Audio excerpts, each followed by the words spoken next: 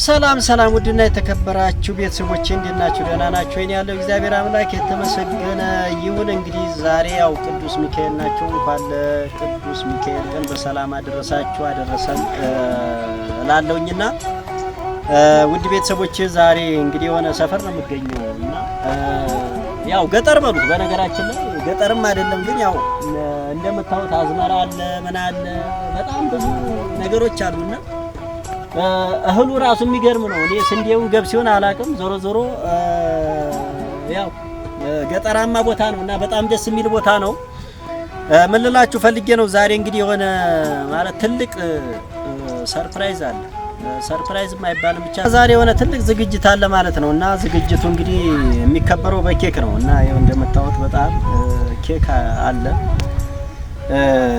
እንግዲህ ያው ሰው እንደ አቅሙ ነው አይደል? ሰው እንደ ቤቱ እንጂ እንደ ጎረቤቱ አይኖርም ይላል ያገራችን ሰውና ሰው በአቅሙ ልክ ነው ነገሮች። እንደ ዘመድ መጠየቅ እኮ ግድ ነው። እኔ ማለት ታውቃላችሁ ከዚህ በፊት እንግዲህ አንዳንድ ነገር ሲኖር ያው ኬክ ይዞ ዘመድ መጠየቅ ለኔ አዲስ አይደለም። ዞሮ ዞሮ ይሄ ስላችሁ ራሴን እንትን እያልኩ አይደለም ግን አንዳንዴ ለዝግጅቱ የሚሆን ነገር የግድ የሚያስፈልግ ነገር ስላለ ያንን እንግዲህ ያው መጥቻለሁ ልላችሁ ፈልጌ ነው እና እንግዲህ ውድ ቤተሰቦቼ እኔ እንጃ እኔ ምን እንደምላችሁ አላቅም። ለምን ስላችሁ ያው በጣም ደስተኛ ነኝ። ለምን እዚህ ቦታ ራሱ መገኘት ትልቅ ነገር ነው። ስለዚህ ሰው ደግሞ ጥሪ አክባሪ ነኝ ታውቃላችሁ። እኔ አይደለም ቤተሰብ ሌላ የውጭ ሰው ራሱ ቢጠራኝ ማለት ነው ምንም እኔ ወደ ኋላ አልልም። ለምን በቃ ያለኝን ነገር አድርጌ ጥሪው ላይ መገኘት እፈልጋለሁ። ስለዚህ ከምንም በላይ ማህበራዊ ኑሮ እኔ እፈልጋለሁ። እውነት ማንም ሰው ቢወልድም ቢታመምም ደስታም ሀዘንም መካፈል እፈልጋለሁ። ስለዚህ ዛሬ እንግዲህ እዚህ ቦታ አገኛለሁ ልላችሁ ፈልጌ ነው። ዞሮ ዞሮ እንግዲህ ጀመር ነው እንጂ ገና ሰፈር ደረስኩ እንጂ ገና ዝግጅቱ አላለቀም አልተጀመረም። ዝግጅቱን እንግዲህ በጋራ እንጀምራለን። ያለውን ነገር በጋራ አብረን እናያለን። ስለዚህ አሁን ምን እናደርጋለን? ቀጥታ ወደ ዝግጅቱ እንገባለን ማለት ነው።